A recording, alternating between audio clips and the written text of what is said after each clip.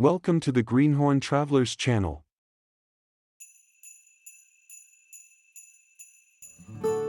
Leaving Florence, the route crosses the Arno River via bridges like Ponte Paolo Borsellino. These spans connect the urban center to the rural outskirts of Vallungo.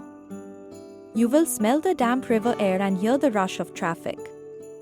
Use the outskirts to avoid city center congestion when heading south. This path marks the transition from city stone to green hills.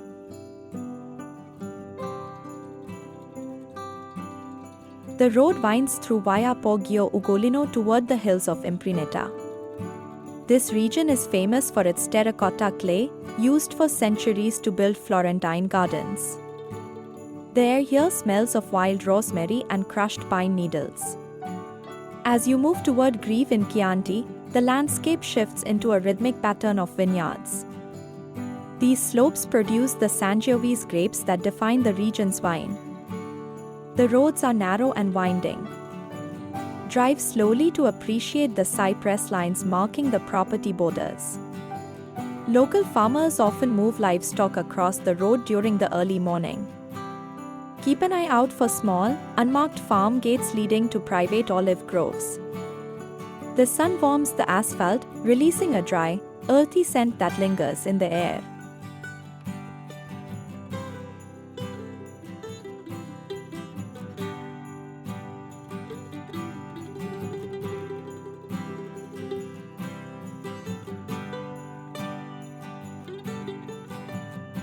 Greve in Chianti serves as the gateway to the wine region.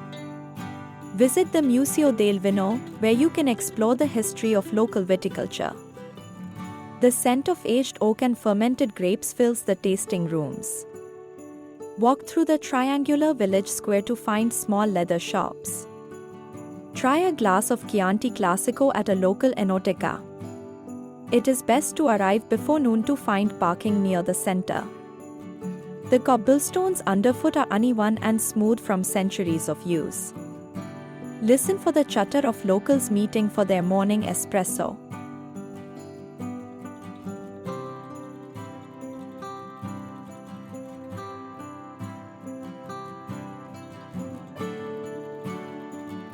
Following the Via Chiantigiana leads you toward Castellina in Chianti. This town is built along a ridge for defense against medieval invaders. Walk along the underground tunnel, known as the Via delle Volte, to escape the midday sun. You can feel the cool stone walls and hear the echo of footsteps. The town is known for its strict zoning laws that keep the architecture uniform. Visit the local police station area to find maps of the surrounding hiking trails. Many paths lead through the vineyards of Fonterutoli. Wear sturdy shoes as the limestone paths can be slippery after rain. Stop at a local butcher for a panino with finocchiona, a traditional fennel salami. The salty taste of the meat pairs perfectly with the crisp air.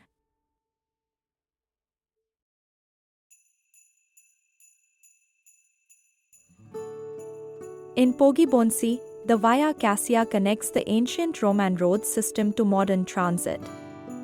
You will notice the shift from rolling hills to a more industrial landscape. The air carries a faint scent of diesel and hot asphalt. Follow the signs towards San Gimignano. It is a quick transition. San Gimignano is famous for its medieval skyscrapers.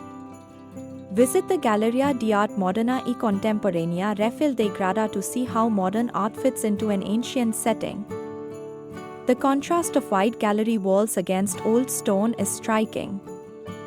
Walk further to the Chiesa di San Pietro in Fogliano. This small church offers a quiet space away from the main tourist crowds. You can hear the distant chime of bells and the wind in the olive trees. The town's towers were once symbols of power and wealth for rival families. Today, only a few remain standing. Be sure to try the saffron-flavored gelato sold in the main plaza. It is a local specialty that tastes earthy and sweet. The creamy texture melts quickly in the Tuscan sun.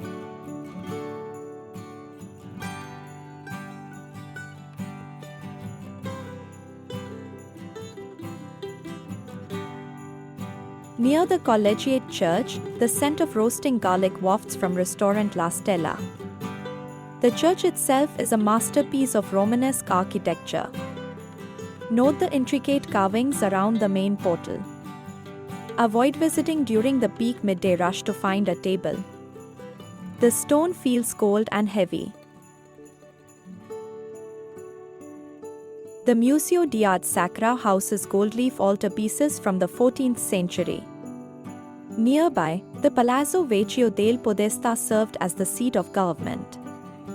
Visit Galleria Continua for a shift into avant-garde installations. The smell of fresh paint and polished concrete fills the space. It is a sharp contrast to the old city. The Palazzo Vecchio del Podesta overlooks the town's central square. From here, the road leads toward the Val di Cesena. You will eventually reach the Camminamenti Spagnoli in San Prospero. These Spanish fortifications were built to guard the borders of Siena. The stone is rough and grey. You can feel the grit of the ancient mortar.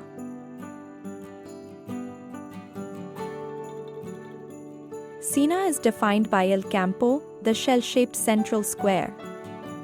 This is the heart of the city and the site of the Palio horse race.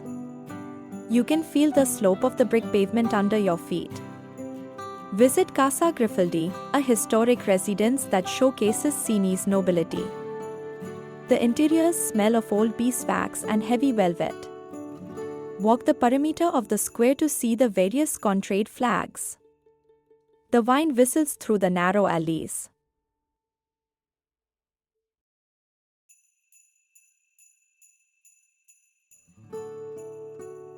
Palazzo del Magnifico stands as a testament to the city's Gothic influence. Its facade features sharp lines and narrow windows. Explore the nearby Casa Grifaldi to see how residential architecture evolved. The rooms are cool and dim, providing a respite from the heat. The air smells of old paper. The Palazzo Real is a grand structure that reflects the power of the Tuscan state. Its halls are vast and echo with every step.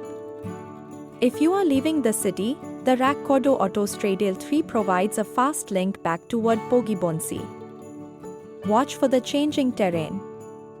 The road is smooth. The return journey takes you back through the industrial corridors of Poggibonsi. Travel via Grevigiana per Mercatale to see the rural side of San Casciano in Val di Pesa. The air turns crisp as you approach the Arno. Finally, cross the Ponte Averlungo to return to Florence. Check your fuel levels before entering the highway system. The journey ends where it began. Please leave a comment to share your thoughts and queries.